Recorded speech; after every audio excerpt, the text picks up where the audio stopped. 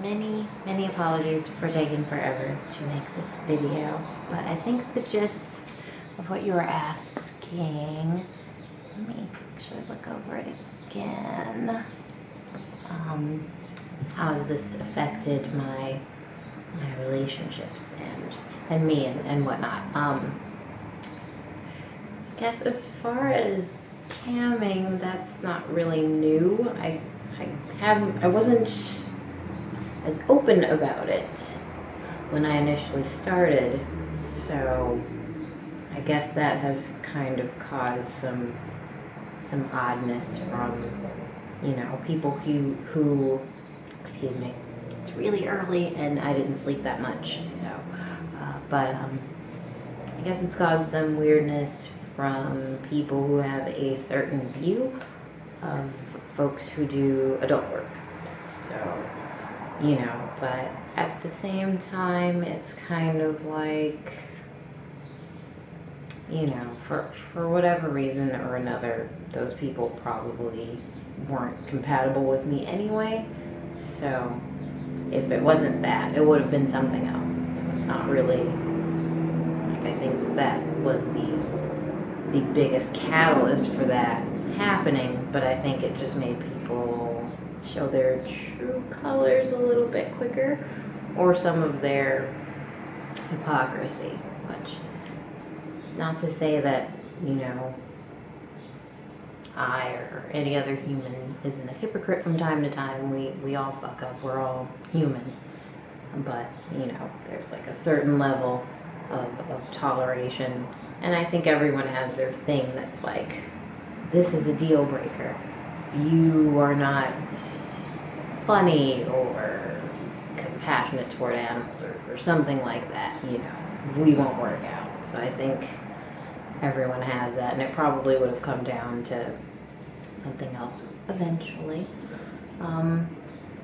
But I think in some cases it's helped, because a lot of people with interest in my job and various jobs, they kind of come out of the woodwork and they ask me questions, which is really cool.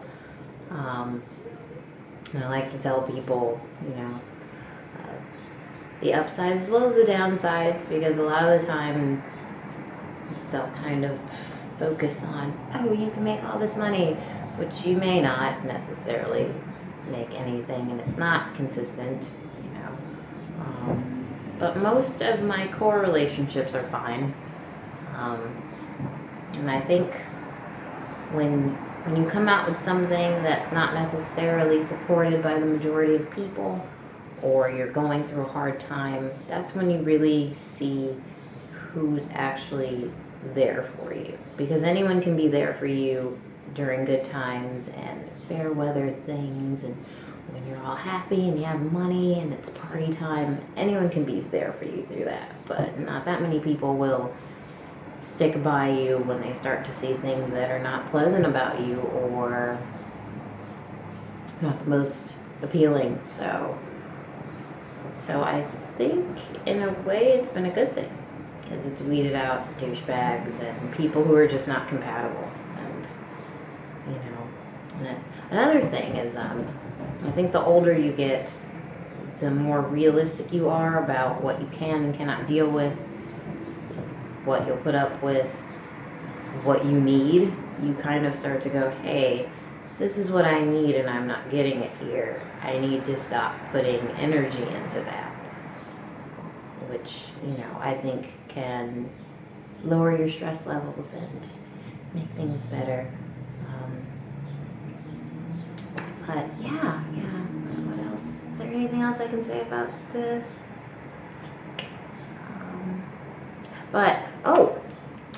I'm not sure that I attract more weirdos necessarily than the average chick, because there are people that I know who don't do anything like this, and they don't post half-naked pictures or anything that would elicit that type of attention necessarily, and they still get weird shit too. So I think it might just be something with culture in general right now. Maybe it's you know, the fact that sex is it's like sold as this great thing, but it's also sold as this negative thing, and it creates all these schisms and schizophrenia about shit.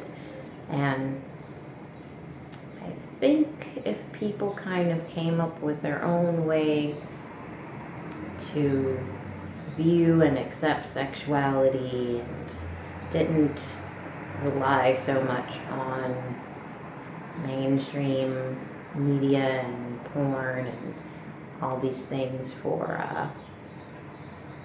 how to look at sexuality and what's attractive and just for what you like in general, because a lot of people will, you know, look to magazines and TV and celebrities and all this stuff to decide what they should do. I think if people found their own truth on their own, that would eliminate a lot of the world's problems, but I don't see that happening in my lifetime, and I don't know if that will ever be a possibility. I mean, as much as I love Star Trek and that utopian kind of thing and the hope for that, I don't know if that will be possible for me to see anyway, but maybe in the future, who knows. Scary no makeup face. Alright, so I guess that's it. I will stop rambling. If you've watched all this, you're awesome. You must really love me or hate me. I'm not sure, but either way, thanks, and hopefully I will be able to do another one of these really soon. I appreciate the positive comments and feedback and all that good stuff, and hopefully I've talked loud enough because it's really early in the morning, so I'm trying not to be super loud. Okay. and I've only had like a couple hours of sleep, so alright, later everyone.